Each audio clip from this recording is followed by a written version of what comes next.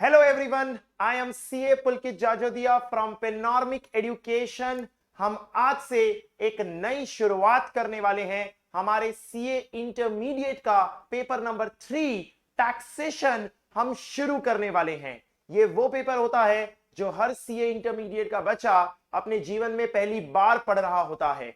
इससे पहले आपने इस पेपर के बारे में कुछ कवरेज नहीं किया होता है, खाली आपको यही पता होता है सर टैक्स वो वजह होती है जिसकी वजह से कई बिजनेसमैन परेशान होते हैं, क्योंकि टैक्स सर देना पड़ता है, हमारी इनकम में से सरकार हमसे कुछ छीन लेती है एंड देयर बाय हम रेगुलरली सिर्फ यही सुनते हैं कि टैक्स आम जनता के लिए कितनी बड़ी मुसीबत होती है और सरकार की बहुत बड़ी आमदनी होती है। तो हमें आज उससे आगे बढ़ना है और ये जानने की कोशिश करनी है कि टैक्सेशन लॉज बनाए क्यों जाते हैं, ये वर्क किस तरीके से करते हैं, जो हमारे पूरे सीए इंटरमीडिएट कोर्स का कवरेज होने वाला है। आज हम बहुत बेसिक बातें करने वाले हैं। पहले हमें स्ट्रक्चर, फ्लो, पूरा इनकम टैक्स वर्क कैसे करता है, इन चीजों को जानना जरूरी है before starting anything, because this is not like some other subject कि उसके अंदर आप चैप्टर वाइज पढ़ रहे हैं और एक चैप्टर का दूसरे चैप्टर से कोई लेना देना नहीं है। इनकम टैक्स चैप्टर वाइज नहीं पढ़ा जाता, इनकम टैक्स एक फ्लो और एक लॉजिक में पढ़ा जाता है।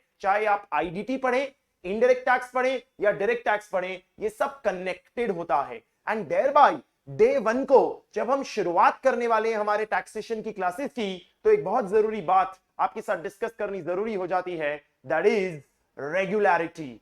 अगर आप रेगुलर नहीं होंगे, क्लासेस मिस करेंगे, रेगुलरली अपना होमवर्क कंप्लीट नहीं करेंगे जो आपको क्लासेस में प्रोवाइड किया जाएगा, तो ये सब्जेक्ट आपके लिए बड़ा चैलेंजिंग होगा।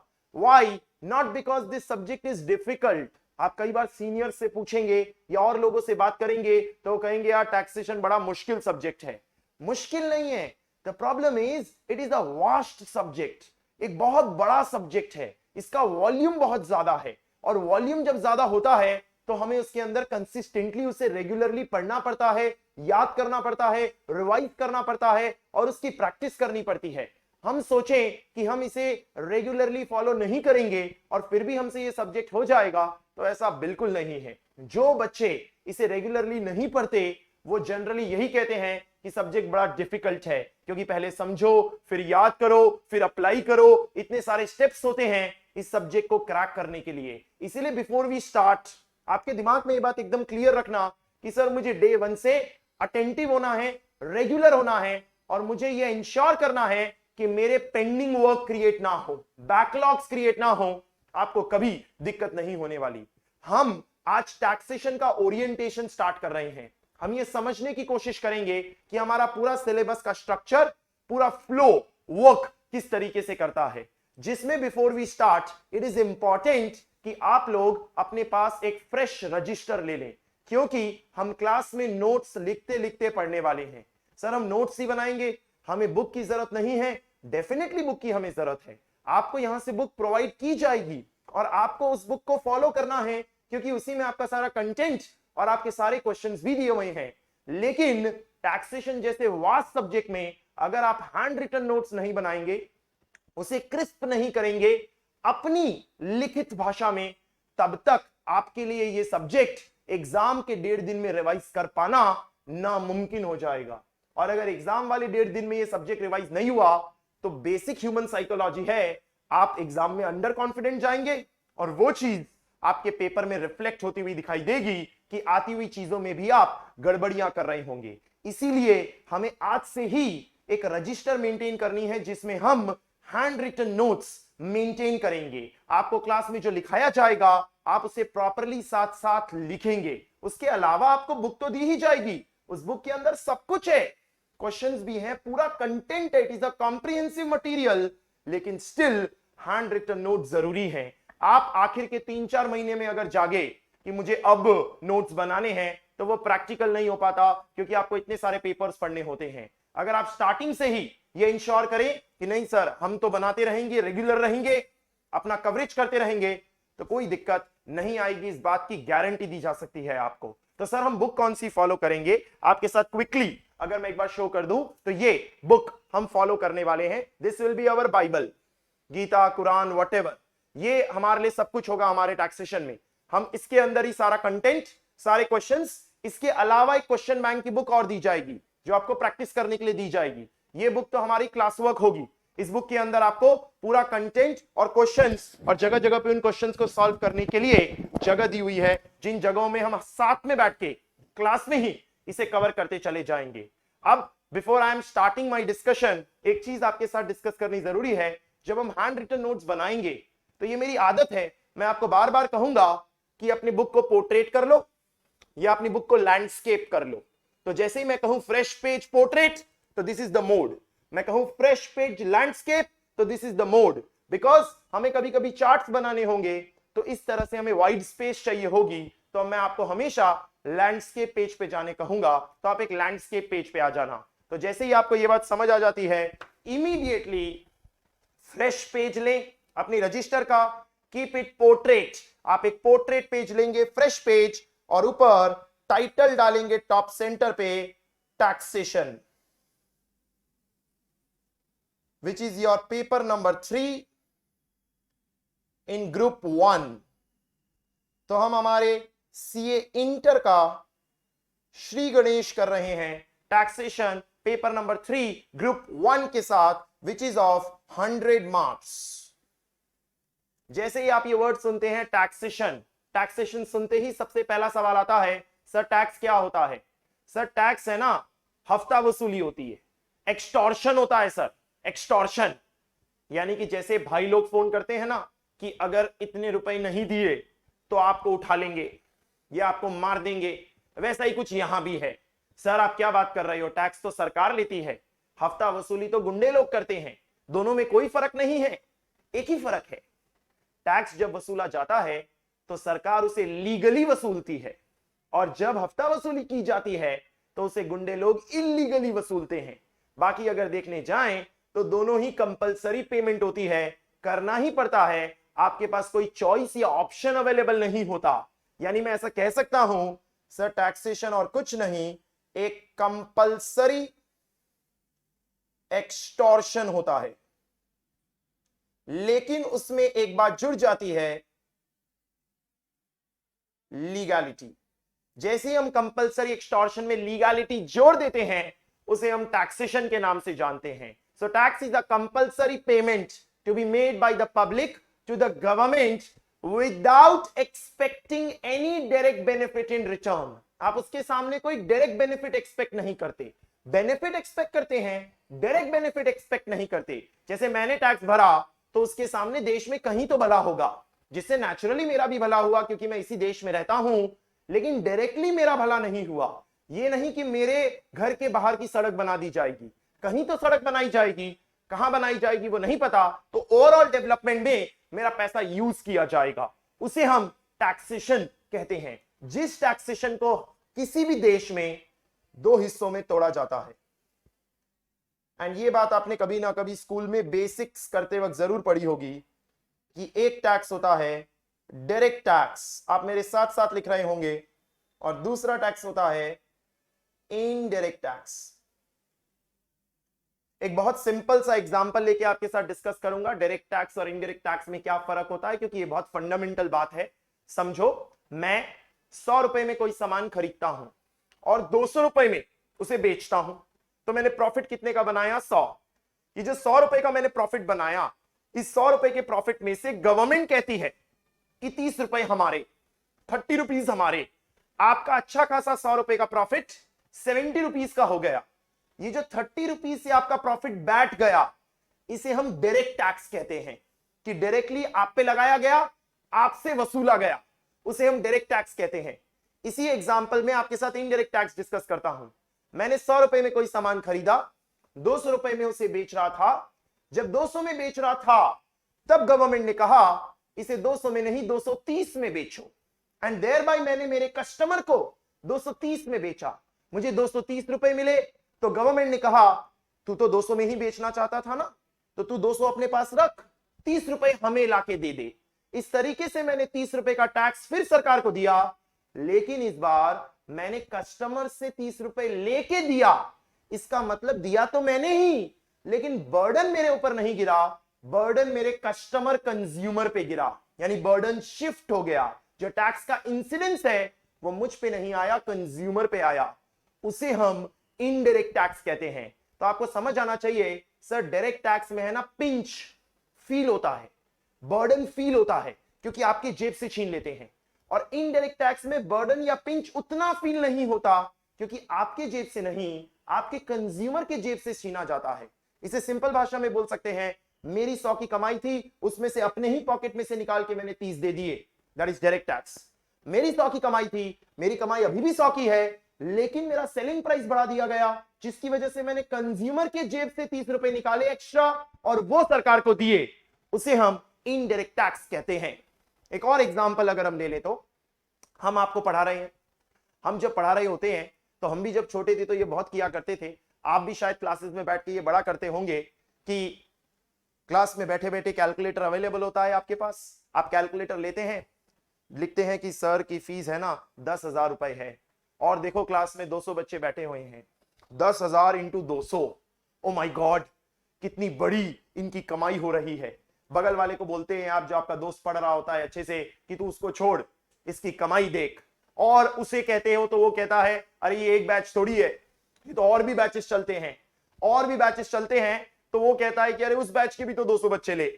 बगल वाला तीसरा भी इंटरेस्टेड हो जाता है, जब तीसरा इंटरेस्टेड हो जाता है तो वो कहता है कि सर खाली इंटर थोड़ी पढ़ाते हैं, फाइनल भी पढ़ाते हैं, फाइनल के तो 6-6 बैच चलते हैं, तो उनके भी नंबर ऑफ स्टूडेंट्स ले। एंड अचानक से एक पूरा ग्रुप बन जाता है जिसका फोकस पढ़ाई पे नहीं होता, सर की इनकम निकालने पे होता है, कि सर कितनी इनकम बना रहे हैं।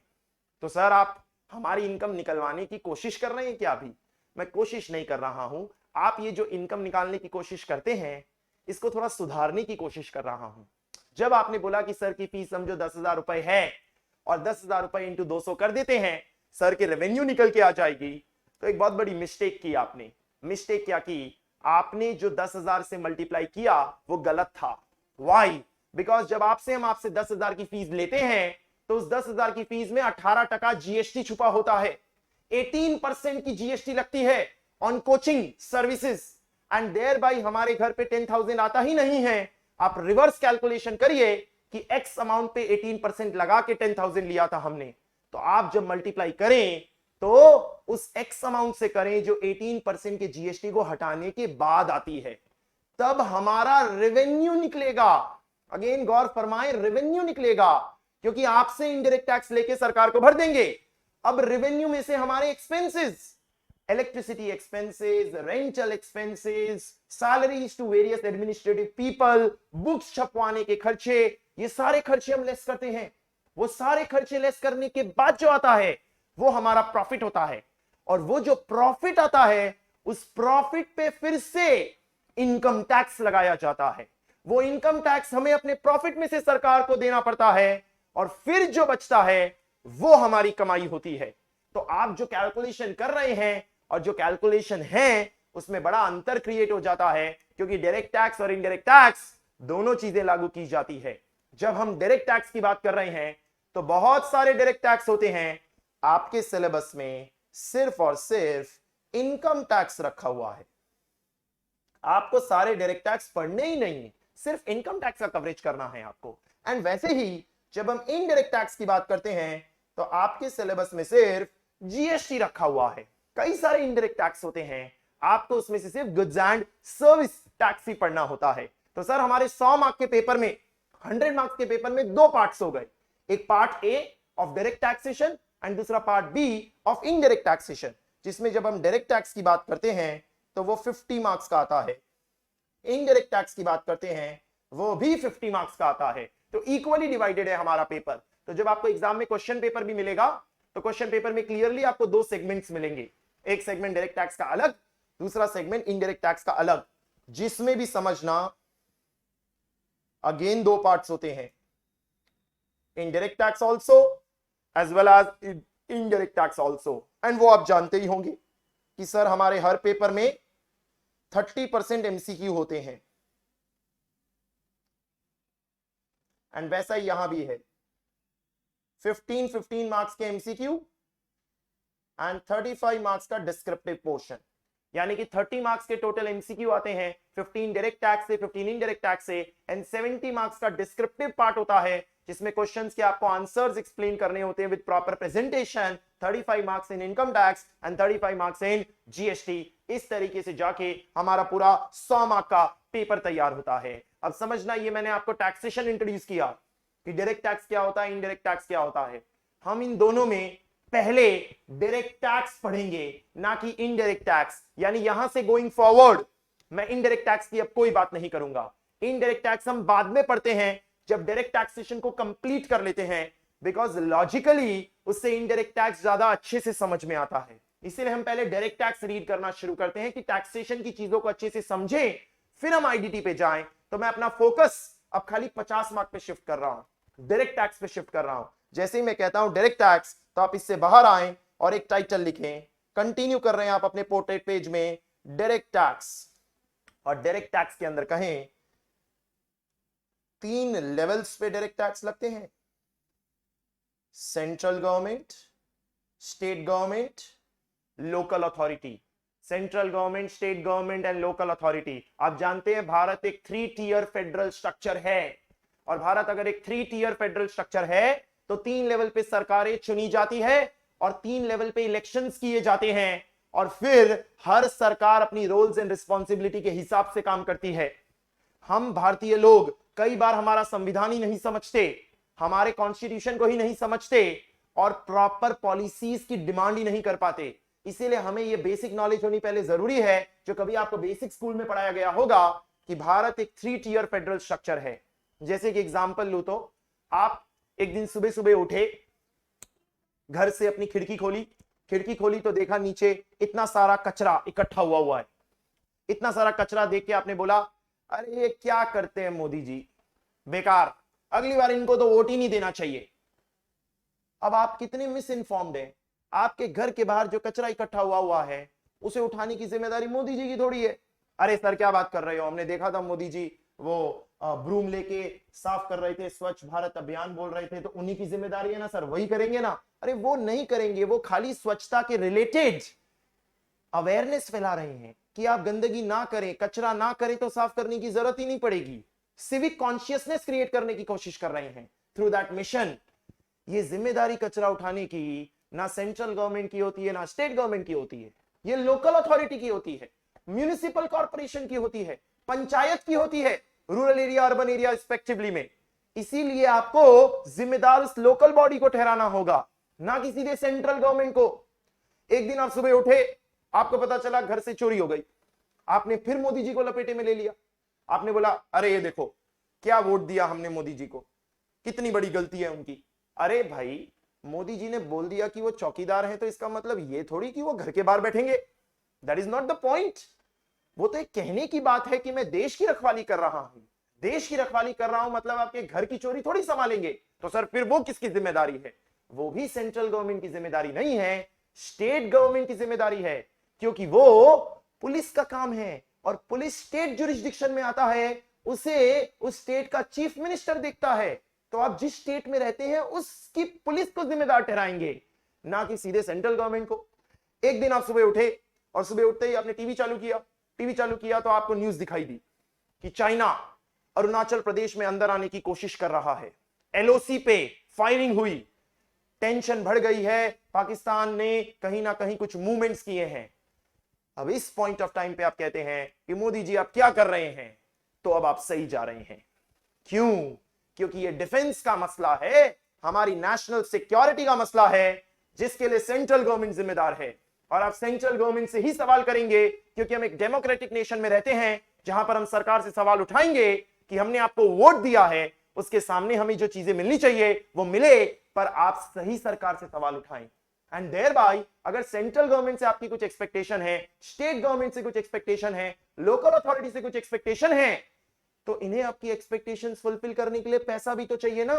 एंड अगर आपकी एक्सपेक्टेशंस फुलफिल करने के लिए पैसा चाहिए, तो वो पैसा भी तो आप ही से लेंगे ना।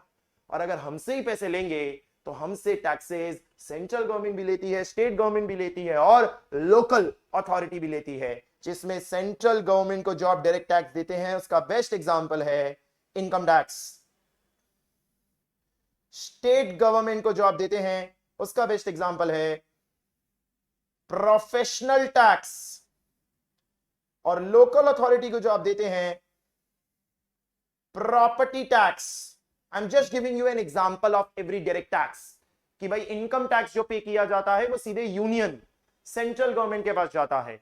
जो नौकरी कर रहे होते हैं लोग, उन्हें टैक्स ऑन एम्प्लॉयमेंट देना होता है, स्टेट जुरिस्डिक्शन में होता है ये, जिसे हम प्रोफेशनल टैक्स कहते हैं। टैक्स ऑन एम्प्लॉयमेंट ये एक स्टेट गवर्नमेंट की डायरेक्ट टैक्स चार्ज है। और जो लोकल अथॉरिटी होती है वो आपकी बिल्डिंग्स, इमारतों पे आपसे टैक्सेस लेती है। प्रॉपर्टी टैक्स कहते हैं, म्युनिसिपल टैक्स कहते हैं, सीवरेज टैक्स कहते हैं, वो लोकल अथॉरिटी का टैक्स होता है। अब हमारे करिकुलम में ना हमें प्रोफेशनल टैक्स पढ़ना है ना प्रॉपर्टी टैक्स पढ़ना है। Why? Because these are state and local levies. अब आपको स्टेट और लोकल लिवीज तो नहीं पढ़ा सकते ना एक नेशनल इंटरनेशनल एग्जाम में, क्योंकि ये तो स्टेट टू स्टेट वेरी करेंगे, लोकल अथॉरिटी वेरी करेंगे, लेकिन पूरे देश में एक ही होगा क्या? Income tax. And thereby आपके सिलेबस में सिर्फ इनकम टैक्स का कवरेज ही आपको कराया जाता है। यानी कि डायरेक्ट टैक्स होते अगेन कई सारे हैं, हमें इनकम टैक्स पे फोकस करना होता है। एंड देयर बाय हम अपना डिस्कशन कंटिन्यू इनकम टैक्स से करने वाले हैं। इनकम टैक्स यानी कि taxes on income, taxes on income. आप एक फ्रेश पोर्ट्रेट पेज ले लें तो अच्छा रहेगा। अदर देन एग्रीकल्चर,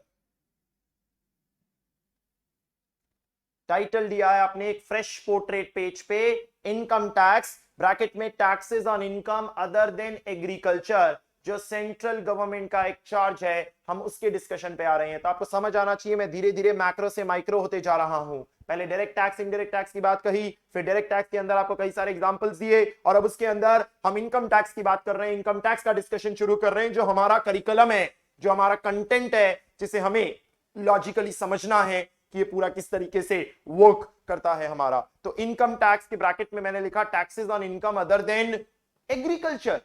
सर ये क्या नई बात लिख दी आपने? इनकम टैक्स बोल रहे थे तो हर तरह की कमाई पे टैक्स लगना चाहिए, ये अदर देन एग्रीकल्चर क्यों लिख दिया हमने? समझना, कोई भी टैक्सेशन लॉ है, इनफैक्ट कोई भी लॉ है, तो हमारे संविधान के अंतर्गत होता है, हमारे कॉन्स्टिट्यूशन के अंदर आता है। हमारे कॉन्स्टिट्यूशन में 448 आर्टिकल्स हैं, इतने सारे आर्टिकल्स हैं जिसमें हमें हमारे राइट्स, हमारे फंडामेंटल बातें, हमारे देश को चलाने के लिए जितनी चीजें जरूरी है वो सब दी हुई है। इस कॉन्स्टिट्यूशन के अंदर एक आर्टिकल है, आर्टिकल 246, जिस आर्टिकल 246 में लिखा है कि जो भी कानून बनाने हैं सेंट्रल गवर्नमेंट को, स्टेट गवर्नमेंट को या मिलके, उसे यहां लिस्ट डाउन किया जाएगा, और बिना आर्टिकल 246 में लिस्ट हुए कोई भी कानून नहीं बनाया जा सकता। पहले किसी भी कानून को बनाने के लिए, किसी भी टैक्सेशन लॉ को बनाने के लिए आर्टिकल 246 में डालना होगा। तो जब आप आर्टिकल 246 पढ़ते हैं कॉन्स्टिट्यूशन का, तो उसके अंदर एक 7th शेड्यूल है, और उस 7th शेड्यूल के अंदर आपको 3 लिस्ट मिलेगी। There are 3 lists. What are the 3 lists? Union list, state list and concurrent list. ये 3 लिस्ट होगी, नाम से भी पता चल जाना चाहिए। यूनियन लिस्ट के अंदर वो होगा जो सेंट्रल गवर्नमेंट लॉज बनाएगी, स्टेट लिस्ट के अंदर वो होगा जो स्टेट गवर्नमेंट्स बनाने की पावर होल्ड करेगी, और कॉन्करेंट मतलब दोनों मिलके करेंगे, that is the concurrent list. तो जब आप यूनियन लिस्ट पढ़ते हैं तो यूनियन लिस्ट के अंदर बहुत सारे पॉइंट्स हैं, उसमें से एक एंट्री है एंट्री नंबर 82। इस एंट्री नंबर 82 में लिखा है the power to apply taxes on income is with central government, but वहीं लिखा है other than agricultural income। Agricultural income को छोड़ के किसी भी इनकम पे टैक्स लगाने की पावर सेंट्रल गवर्नमेंट के पास है। अब वो लगाएंगे या नहीं किसी भी इनकम पे, वो इनकम टैक्स एक्ट में आएगा, क्योंकि इनकम टैक्स एक्ट कॉन्स्टिट्यूशन के क्रिएट किए गए पावर के थ्रू सेंट्रल गवर्नमेंट ने बनाया है। अगर पावर ही नहीं होती तो सेंट्रल गवर्नमेंट इस कानून को ही नहीं बना पाती, ये कानून नल एंड वॉइड हो गया होता। बट क्योंकि पावर दी गई है, इस पावर का इस्तेमाल करके सेंट्रल गवर्नमेंट हर तरह की इनकम पे टैक्स लगा सकती है, पर एग्रीकल्चरल इनकम पे नहीं लगा सकती। यानी संवैधानिक तरीके से सेंट्रल गवर्नमेंट के पास टैक्सेस ऑन एग्रीकल्चरल इनकम पे टैक्स लगाने की पावर ही नहीं है।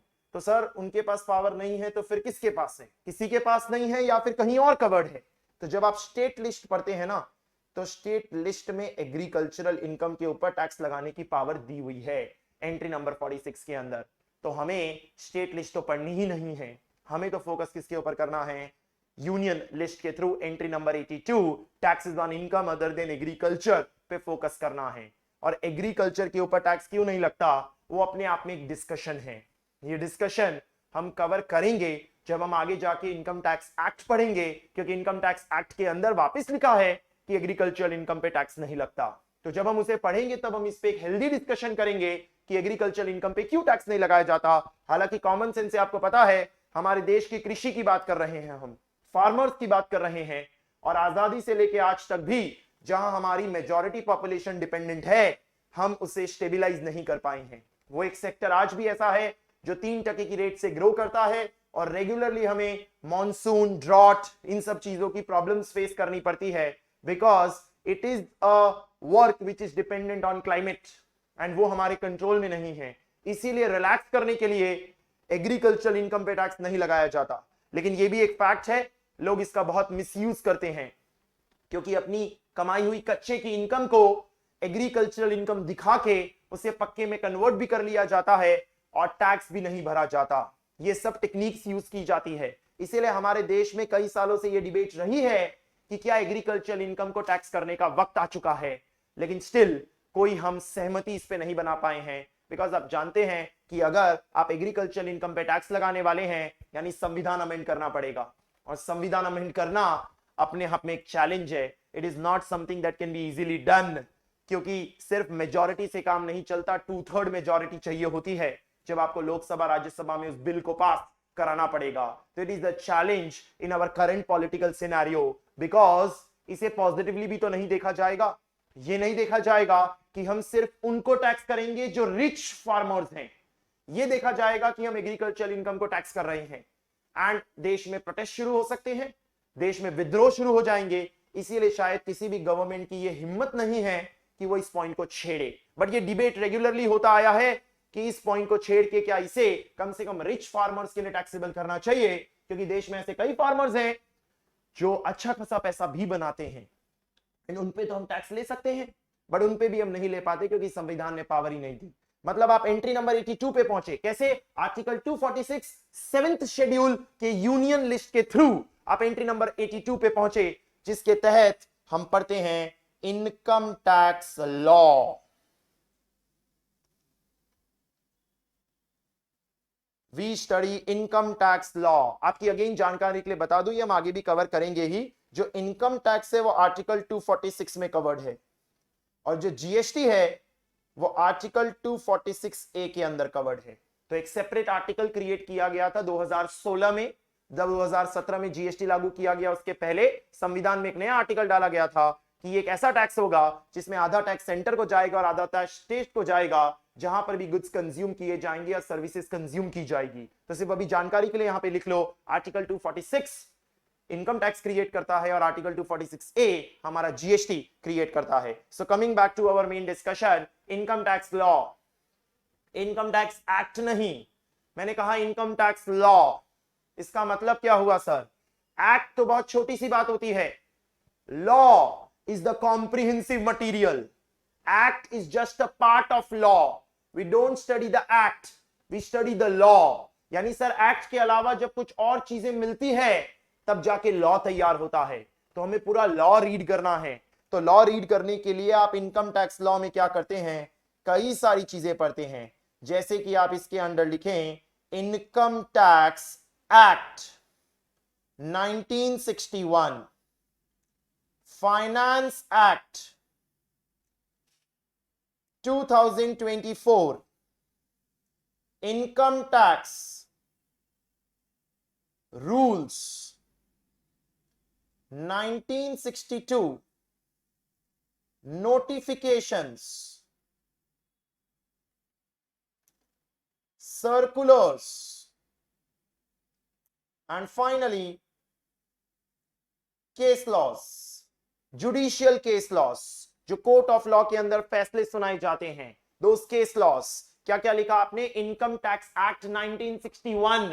सर इनकम टैक्स बूढ़ा हो चुका है, सीनियर सिटीजन हो चुका है, बहुत पुराना लॉ है ये हमारा। Income tax act 1961, finance act 2024, एकदम अपडेटेड रिसेंट, जो आपकी एग्जाम्स के लिए रेलेवेंट होने वाला है। तो इस पे मैं आऊंगा वापस इसे समझाने। Plus income tax rules 1962, plus notifications, plus circulars, plus case laws. जब ये सारी चीजें मिलती है तब लॉ तैयार होता है, तब हम अपना पूरा का पूरा लॉ रीड कर रहे होते हैं। अब समझना, दो एक्ट्स लिखे हैं हमने, पहले इन दोनों एक्ट्स को समझना जरूरी है। इनकम टैक्स एक्ट 1961 वो कानून है जो आपको टैक्सेबल इनकम कंप्यूट करना सिखाता है कि कैसे टैक्सेबल इनकम कंप्यूट की जाती है। वो हमें इनकम टैक्स एक्ट 1961 सिखाएगा कि भाई इस तरीके से किसी पर्सन की अलग अलग इनकम्स कैलकुलेट करके उसका टोटल लगाया जाता है, तो उसका पूरा कैलकुलेशन वो हमें इनकम टैक्स एक्ट 1961 सिखाएगा। लेकिन इनकम टैक्स का कानून स्टैटिक नहीं होता, इसमें चेंजेस लाए जाते हैं हर साल जब बजट आता है तो इसमें चेंजेस आते हैं। यानी इनकम टैक्स का कानून डायनेमिक है, it is not something that is static. 4 साल पहले कुछ होगा, आज कुछ हो चुका होगा, उसमें बदलाव आते हैं। तो मेन ढांचा तो इनकम टैक्स एक्ट में ही है, लेकिन इसमें हर साल बदलाव आते हैं। कब आते हैं सर? जब बजट आता है। जब भी बजट आता है तो इनकम टैक्स में बदलाव लाए जाते हैं, और बजट लाते वक्त एक फिनेंस बिल प्रेजेंट किया जाता है। तो जब आप 1 फरवरी को बजट सुनते हैं तो 1 फरवरी को आप सुनते हैं कि हमारी फाइनेंस मिनिस्टर ऐसा कहते हैं, I propose to do this, I propose to change this. यानी वो एक प्रपोजल रखते हैं इन द अगस्त पार्लियामेंट के सामने, लोकसभा में वो पहले प्रेजेंट करते हैं कि भाई ये मैं प्रपोज करना चाहती हूं। उसे हम फाइनेंस बिल कहते हैं, जिसके थ्रू वो इनकम टैक्स एक्ट में बदलाव लाते हैं। और ये फाइनेंस बिल जब लोकसभा ओके कर देता है, राज्यसभा ओके कर देता है, प्रेसिडेंट साइन कर देता है, तब वो कहलाता है फाइनेंस एक्ट, तब उसे फाइनेंस एक्ट कहा जाता है। यानी बिल और एक्ट के बीच में भी ये फर्क समझना। कभी आप सुने बिल है यानी अभी तक वो कानून नहीं बना है, अभी तक वो लागू नहीं हुआ है। और जब आप सुने वो एक्ट है यानी कि वो लागू हो गया है, उसे नोटिफाई कर दिया गया है, प्रेसिडेंट की साइन हो गई है, लोकसभा राज्यसभा में उसे पास कर दिया गया है। तो जब मैं कह रहा हूं फाइनेंस एक्ट 2024 यानी कि हमारा बजट 2024 जिसे पास कर दिया गया है अब, और वो फाइनेंस एक्ट का रूप ले चुका है, जिसके थ्रू इनकम टैक्स एक्ट में कई सारे बदलाव किए जाते हैं। हमारा 2024 का साल यूनिक साल है। क्यों? क्योंकि इस साल इलेक्शंस हुए थे, the dance of democracy. And क्योंकि इलेक्शंस हुए तो इलेक्शंस वाले साल में हमारे देश में 2 बार बजट प्रेजेंट किया जाता है, एक इंटरिम बजट और एक फिर फुल बजट। जो इंटरिम बजट होता है वो फरवरी के महीने में प्रेजेंट किया जाता है, और जो फुल बजट होता है वो नई लोकसभा कॉन्स्टिट्यूट हो जाने के बाद जुलाई में जनरली प्रेजेंट किया जाता है। इस तरीके से इस साल भी 2 बार फाइनेंस एक्ट पास किए गए। तो आपने यहां जो फाइनेंस एक्ट 2024 लिखा है उसके अंदर आप लिखेंगे FA number 1 2024 and FA number 2 2024। 2 बार पास किए गए, एक प्रेजेंट किया गया था 1 फरवरी 2024 को, और दूसरा प्रेजेंट किया गया 23 जुलाई 2024 को प्रेजेंट किया गया। फिर उसे कानून बनने में अगेन एक प्रोसीजरल फॉर्मेलिटी हो गई, लोकसभा राज्यसभा प्रेसिडेंट की साइन एंड देन नोटिफाई करना, वो प्रोसीजरल फॉर्मेलिटी भी सब कंप्लीट हो चुकी है अब। यानी वो finance act number 1 2024 and finance act number 2 2024, 2 finance act इस साल पास किए गए हमारे। लास्ट ऐसा 2019 में भी हुआ था जब इलेक्शंस हुए थे, लास्ट उससे पहले 2014 में भी हुआ था जब हमारे देश में जनरल इलेक्शंस होते हैं। ये फाइनेंस एक्ट नंबर 1 में कोई खास बदलाव नहीं किए गए थे इस साल, क्योंकि ये इलेक्शन से जस्ट पहले का बजट होता है, तो उसमें टैक्सेशन में कोई खास बदलाव नहीं किया जाता। ये जनरल टेंडेंसी होती है गवर्नमेंट्स की। जो नए बदलाव लाए जाते हैं वो सब दूसरे वाले बजट में ही लाए जाते हैं। इसका मतलब आपके लिए ज्यादा रेलेवेंट इंपॉर्टेंट ये फाइनेंस एक्ट नंबर 2 2024 का हमारा डिस्कशन रहने वाला है। इस तरीके से इनकम टैक्स एक्ट और फाइनेंस एक्ट जुड़ते हैं तो हमें पता चलता है कि टैक्सेबल इनकम पे कितना टैक्स निकल के आएगा। वो टैक्सेस कैसे कैलकुलेट किए जाएंगे, क्योंकि हर साल के टैक्स के रेट्स अलग होते हैं और हर साल के टैक्स के रेट्स आपको अगेन फाइनेंस एक्ट के थ्रू प्रोवाइड किए जाते हैं कि आपके इस साल टैक्स रेट्स क्या रहने वाले हैं। इसीलिए आम आदमी, सैलरीड पर्सन भी बजट के दिन बड़ा उत्सुक होता है ये जानने के लिए कि इस साल सरकार मेरी कमाई में से कितना टैक्स लेगी, इस बार सरकार ने क्या चेंजेस किए हैं। इसीलिए वो फाइनेंस बिल प्रॉपरली सुनना चाहता है, जानना चाहता है जो फाइनेंस एक्ट जाके बनता है। तो ये दोनों मिलके हमारे टैक्स के कैलकुलेशन में हमें मदद करते हैं। इसके अलावा फिर सर ये बाकी चीजें क्या है, व्हाट आर रूल्स। अब देखो एक्ट इतना बल्कि नहीं होता, एक्ट के अंदर मेन बातें लिखी होती है, प्रोसीजरल बातें एक्ट के अंदर लिख दी जाती है एज मे बी प्रिस्क्राइब्ड, और फिर रूल्स प्रिस्क्राइब किए जाते हैं। इस तरीके से गवर्नमेंट रूल्स निकालती है with regard to whatever act we had made. तो इनकम टैक्स एक्ट में आप कई जगहों पे पढ़ोगे एज मे बी प्रिस्क्राइब्ड, तो वो जो प्रिस्क्राइब्ड है वो इनकम टैक्स रूल्स 1962 के अंदर प्रिस्क्राइब किया हुआ है। तो इस तरीके से ये एज मे बी प्रिस्क्राइब्ड वाली बात को फुलफिल करने के लिए होता है। प्रोसीजरल चीजें तो आप उसके नीचे लिख सकते हो एज मे बी प्रिस्क्राइब्ड। अब जैसे आप इनकम टैक्स एक्ट देखोगे तो इनकम टैक्स एक्ट के अंदर there are 298 sections, there are 298 sections. देखो एक्चुअली में तो 600 650 सेक्शन है, क्योंकि वो 1 से लेके 298 ऐसे सीधे नहीं होता, तो उसके अंदर अगेन बहुत सारे बीच में एडिशंस हुए हैं, जैसे कि 10 के बाद 10A भी मिलेगा, 10AA भी मिलेगा, तो ऐसे बहुत सारे सेक्शंस होते हैं। तो वैसे देखने जाए तो 600 650 सेक्शंस होंगे हमारे, बट इंटर के सिलेबस में 100-125 सेक्शन ही रखे हुए हैं, सारे सेक्शन कवर ही नहीं किए हुए हैं। तो आपको इतना सोचना ही नहीं है कि आपको इतना लेंथ पे पढ़ना है, तो सर वो इतने लेंथ पे भी पढ़ना तो होगा ही, क्योंकि वो सीए फाइनल में आएगा, including whatever you have studied in intermediate. पूरा इंटरमीडिएट का सिलेबस फाइनल में तो आता ही है, एक दो छोटी मोटी बातों को छोड़ के, बाकी पूरा का पूरा आपको रिपीट तो करना ही होता है डिटेल में। तो इंटर में जितना बेस क्लियर कर लोगे उतना फाइनल में स्मूथ रहेगा, क्योंकि इंटर क्लियर करते ही आप आर्टिकलशिप जाओगे, तो आर्टिकलशिप में इंटर में पड़ी हुई बेसिक चीजें बड़ी इंपॉर्टेंट हो जाती है, क्योंकि वो आपका बेस बनाती है।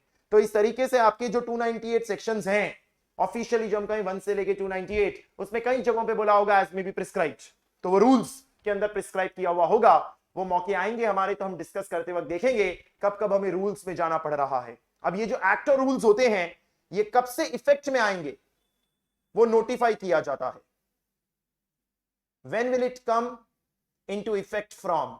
तो that is through a notification। तो एक नोटिफिकेशन निकाला जाता है ऑफिशियल गैजेट में। अब तो सब इलेक्ट्रॉनिकली ही होता है, पहले सब कुछ डॉक्यूमेंटेशन के थ्रू किया जाता था, अब तो इलेक्ट्रॉनिक गैजेट में निकाला जाता है। ऑफिशियल गैजेट हिंदी में कहीं तो भारत का राजपत्र, जिसके अंदर जो जो कानून लागू किए गए वो सब नोटिफाई कर दिए जाते हैं कि इस डेट से ये इफेक्ट में आ जाएंगे। प्लस सर्कुलर्स क्या होते हैं सर? सर्कुलर्स है ना, खाली क्लैरिफिकेशंस होते हैं।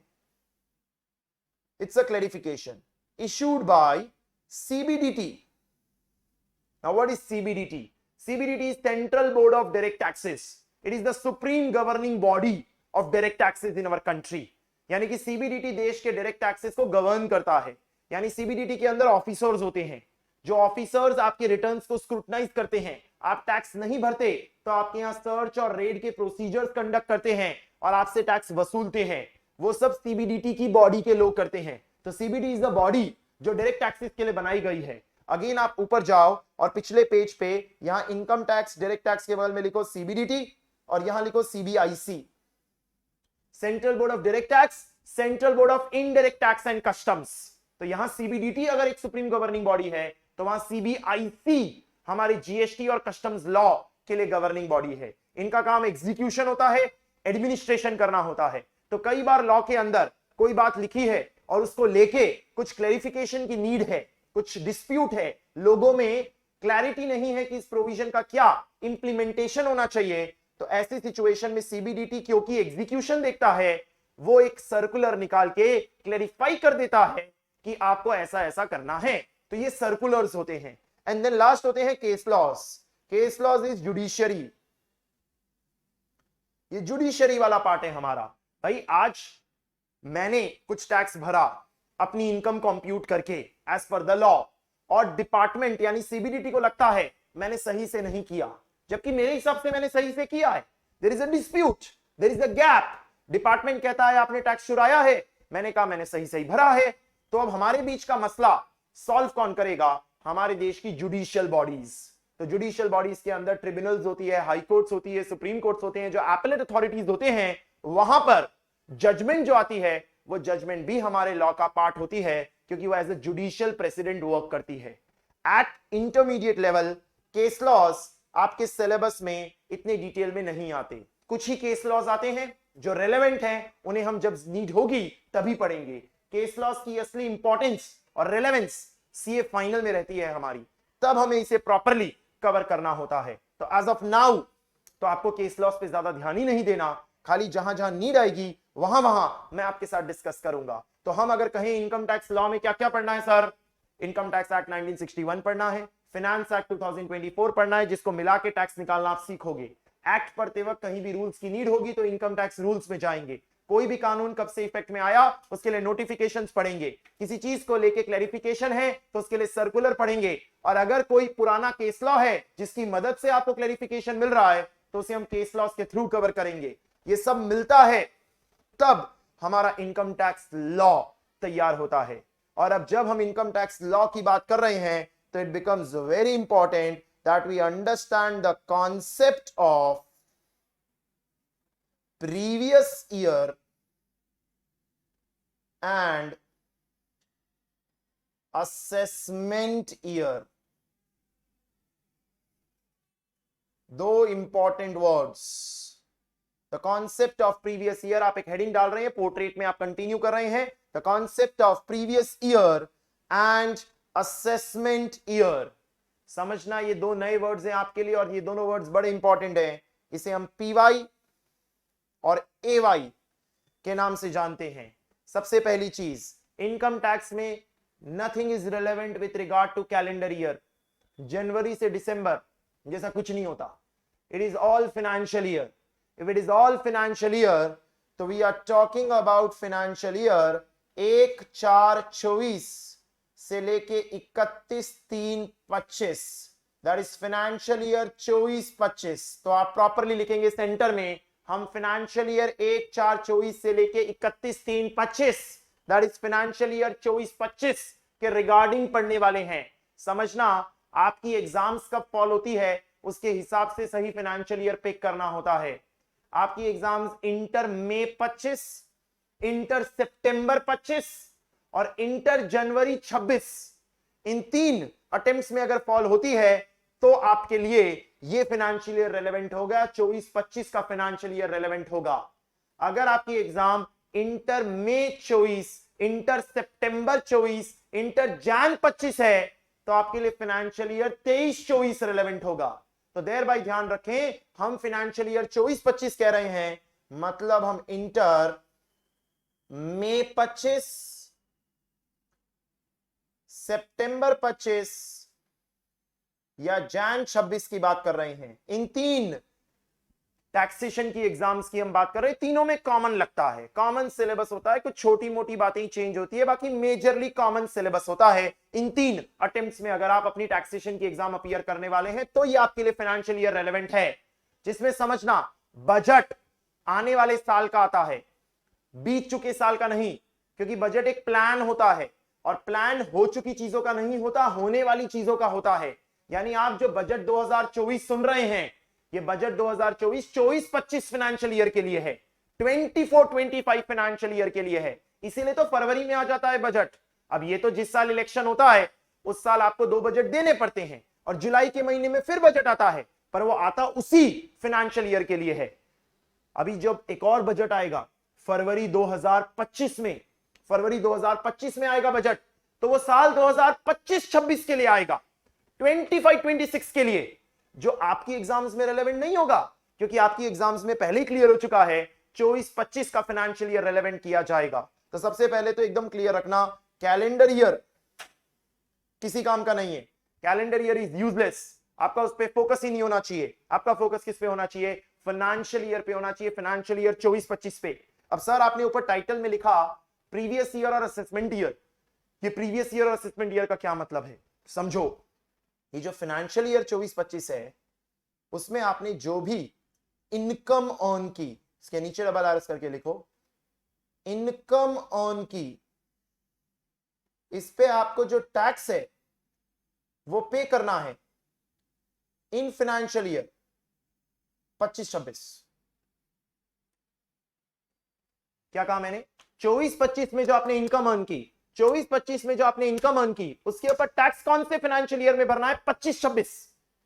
तो इनकम टैक्स की दुनिया में जिस साल की कमाई की बात हो रही होती है, जिस साल की कमाई की बात हो रही होती है, वो साल प्रीवियस ईयर कहलाता है, प्रीवियस ईयर कहलाता है। और जिस साल उस कमाई पे टैक्स भरा जाता है, जिस साल उस कमाई पे टैक्स भरा जाता है, उसे असेसमेंट ईयर कहा जाता है। असेसमेंट का मतलब ये होता है असेस करना, कैलकुलेट करना। मतलब सर 24-25 में मैं जो कमाई करूंगा, प्रीवियस ईयर 24-25 में मैं जो कमाई करूंगा, उसके लिए मैं असेसमेंट ईयर 25-26 में टैक्स भरूंगा। प्रीवियस ईयर 24-25 में मैं जो कमाई करूंगा, उसके लिए मैं असेसमेंट ईयर 25-26 में टैक्स भरूंगा। तो सर अगर कोई प्रीवियस ईयर 23-24 में कमाई करता है, प्रीवियस ईयर 23-24 में, तो उसके लिए असेसमेंट ईयर 24-25 हो जाता है। Assessment year will become 24-25। अगर कोई प्रीवियस ईयर 25-26 में कमाई करता है, प्रीवियस ईयर 25-26 में, तो उसके लिए असेसमेंट ईयर 26-27 हो जाता है।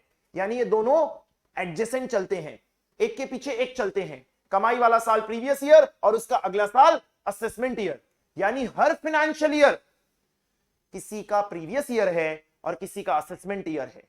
जैसे financial year 24-25 is assessment year for previous year 23-24 and financial year 24-25 is previous year for assessment year 25-26। तो इट प्लेज बोथ रोल्स। तो आपको आइडेंटिफाई करना है कि आपके लिए फाइनेंशियल ईयर 24-25 क्या मायने होल्ड करता है। तो ध्यान रखना, आप 24-25 की कमाई की बात करते हैं, यानी आपके लिए 24-25 प्रीवियस ईयर है, जिसके लिए आप असेसमेंट ईयर 25-26 के अंदर टैक्स भरने की बात करने वाले हैं। तो आप ये बात एकदम क्लियरली बड़ा बड़ा लिख लें, सर हमारे लिए प्रीवियस ईयर 24-25 और असेसमेंट ईयर 25-26।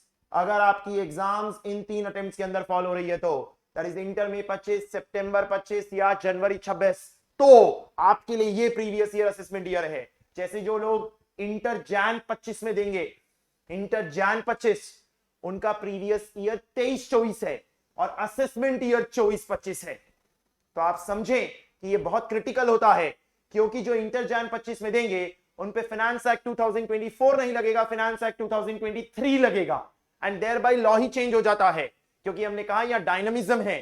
तो इसीलिए आपको ये समझना जरूरी है कि आपका सही प्रीवियस ईयर और असेसमेंट ईयर क्या होता है। जब एक पर्सन असेसमेंट ईयर में टैक्स निकालता है, तो उस पर्सन को हम असेसी कहते हैं।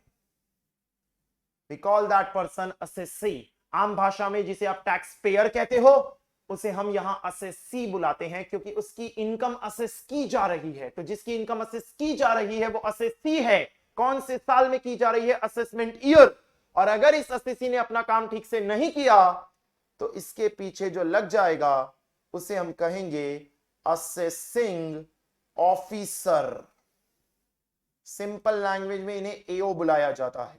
असेसिंग ऑफिसर को इनके पीछे छोड़ दिया जाएगा कि भाई असेसिंग ऑफिसर आपके पीछे लग गए हैं, क्योंकि आप अपने टैक्सेस वगैरह प्रॉपरली नहीं भरते हैं, जो इनकम टैक्स डिपार्टमेंट सीबीडीटी से आपको आते हुए दिखाई देंगे, जो आपके रिटर्न्स वगैरह चेक करते हैं। रिटर्न्स वगैरह चेक करते हैं मतलब आपने प्रीवियस ईयर 24-25 में कमाई की, तो अब असेसमेंट ईयर 25-26 में जब आप टैक्स भर रहे हैं, तो टैक्स भरते वक्त आपको एक स्टेटमेंट भरना पड़ता है।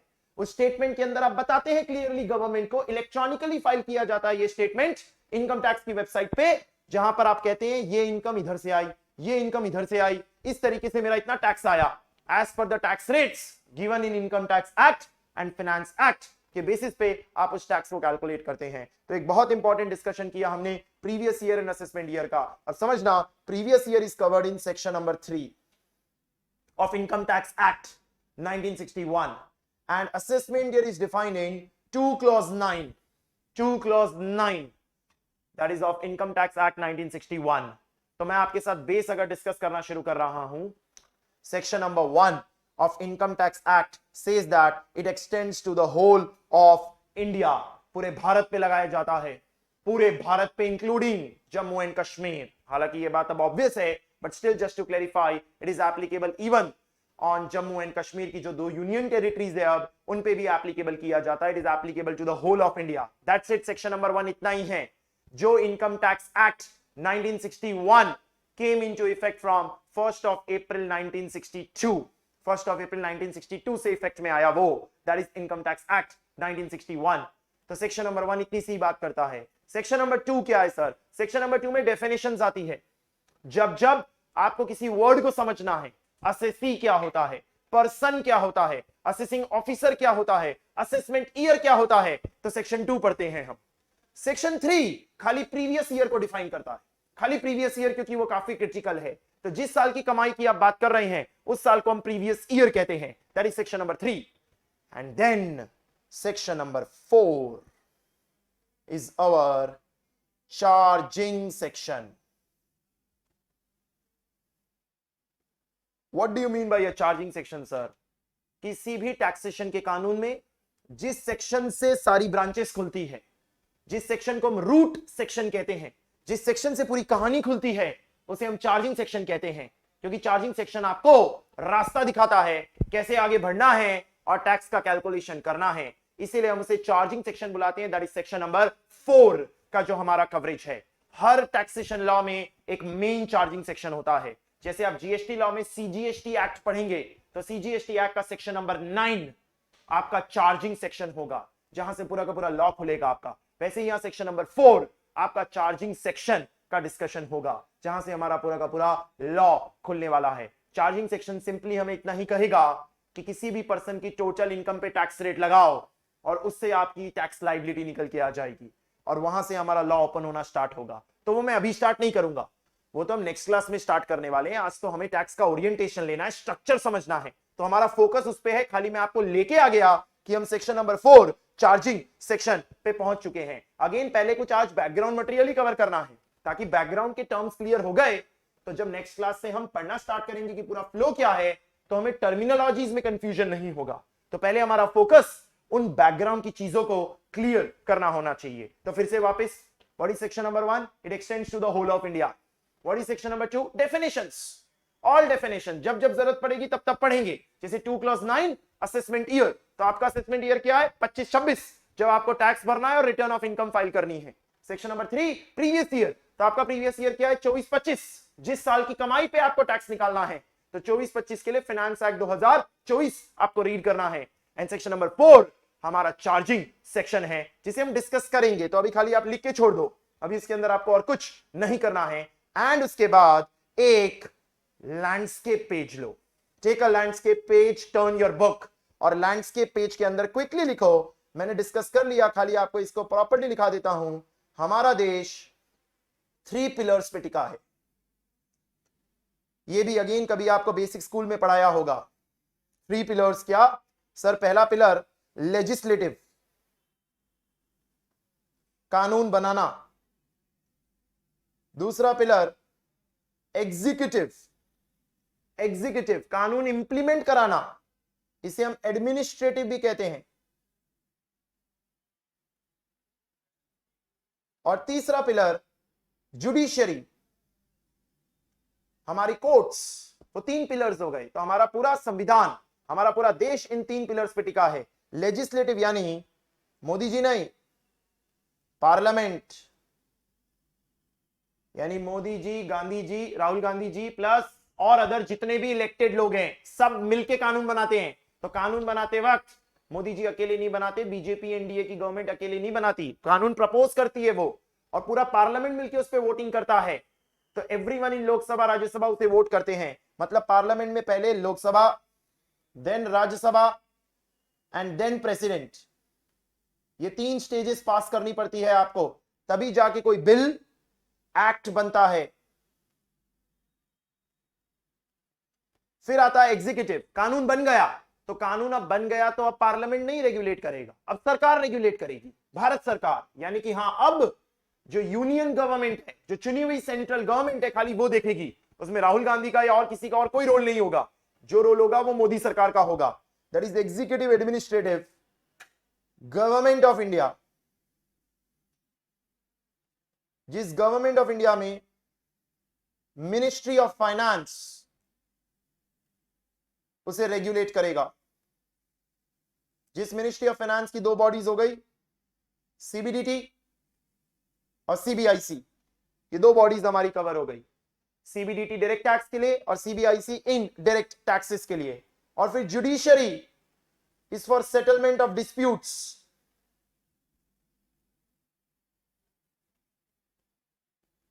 प्रॉब्लम सॉल्व करने के लिए, कोर्ट्स एंड ट्रिब्यूनल्स। मैंने आपको कहा आपका फोकस इंटर में इस पे कम होगा, इन दोनों पे ज्यादा होगा, क्योंकि आपके एक्ट रूल्स वगैरह सब पार्लियामेंट से आएंगे, नोटिफिकेशन सर्कुलर्स वगैरह सीबीडीटी द्वारा इशू किए जाएंगे, और जो केस लॉज हैं वो आपके जुडिशरी वाला पार्ट हो जाएगा। जैसे जो आप एक्ट्स देखते हैं वो सब आपके लेजिस्लेटिव से आ जाते हैं, और जो आप नोटिफिकेशंस एंड सर्कुलर्स देखते हैं वो आपके एग्जीक्यूटिव एडमिनिस्ट्रेटिव विंग से आ जाते हैं। आपने कभी ऐसा सुना होगा, media is the fourth pillar in our country. जो मीडिया होता है, newspaper, radio, television, news channels, ये सब हमारे फोर्थ पिलर होते हैं। क्यों? क्योंकि वो इंडिपेंडेंटली हमें सच्चाई बताने की कोशिश करते हैं, इंडिपेंडेंटली, अनबायस्ड तरीके से। और ये बहुत जरूरी होता है। जिस देश का मीडिया बायस्ड होता है उस देश की जनता हमेशा गुमराह होती है, क्योंकि हमें तो इंफॉर्मेशन हमारे देश की मीडिया से ही मिलता है। हमें थोड़ी पता है सच में कहां क्या हुआ, हमें मीडिया जो चैनल पे दिखाता है हम उसे ही सच मानते हैं। इसीलिए मीडिया का अनबायस्ड होना बहुत जरूरी है। और कहीं ना कहीं हम हमारे जैसे देश में जानते हैं कि इस बात में इंडिपेंडेंस नहीं है, एंड देयर बाय ये रेगुलरली हम देखते आते हैं कि कहीं ना कहीं मीडिया हाउसेस किसी एक पॉलिटिकल पार्टी या किसी एक तरफ बायस्ड होते हैं, एंड देयर बाय जो एक फेयरनेस या न्यूट्रलिटी आनी चाहिए वो नहीं आती।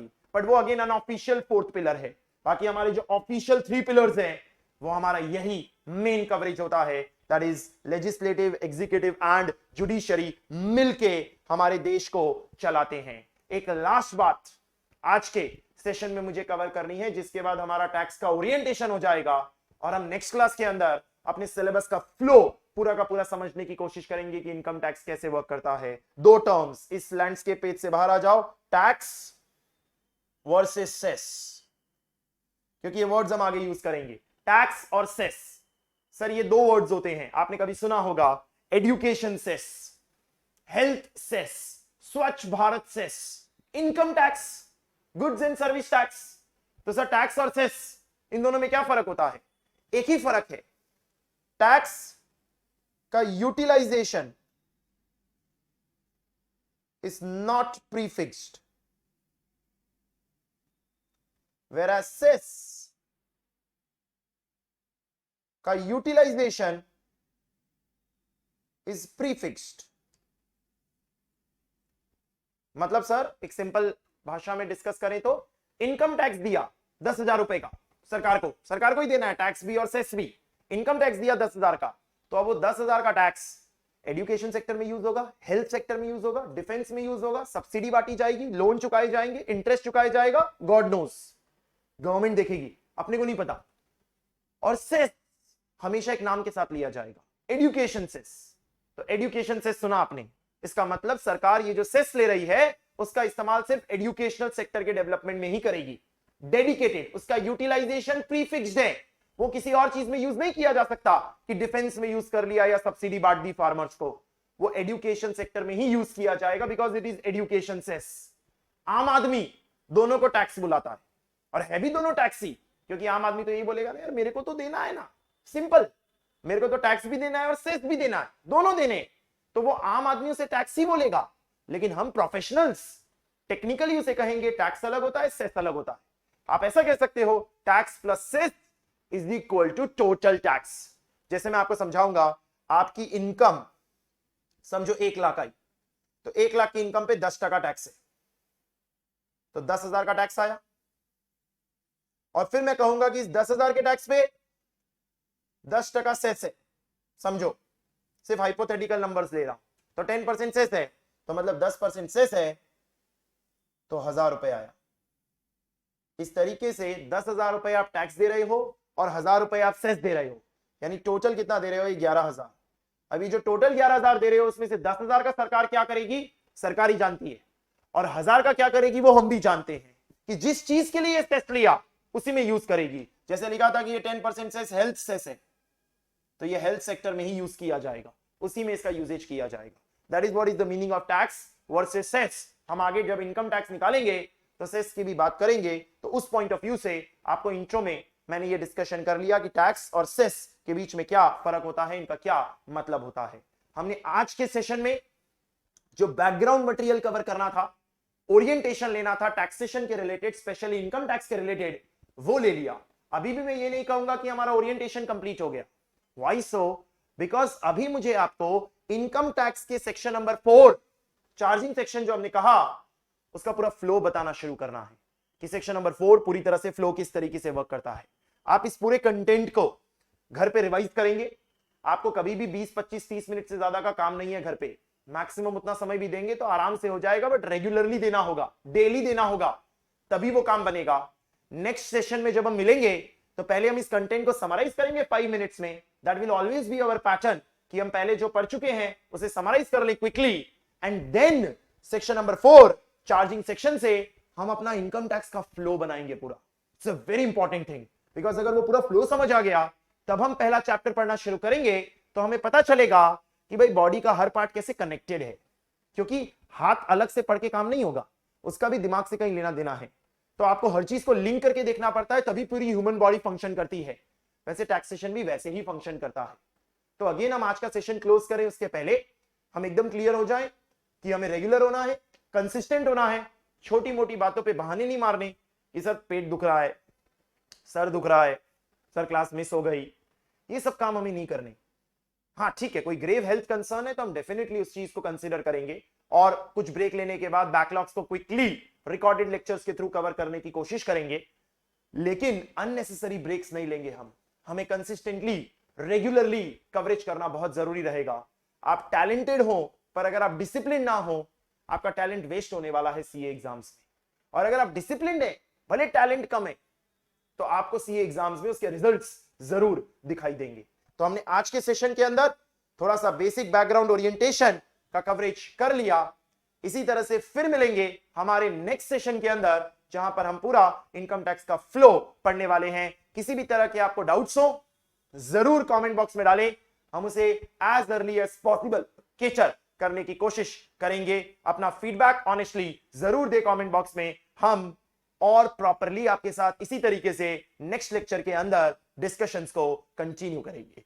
फिर मिलेंगे, till then take care, have a nice day.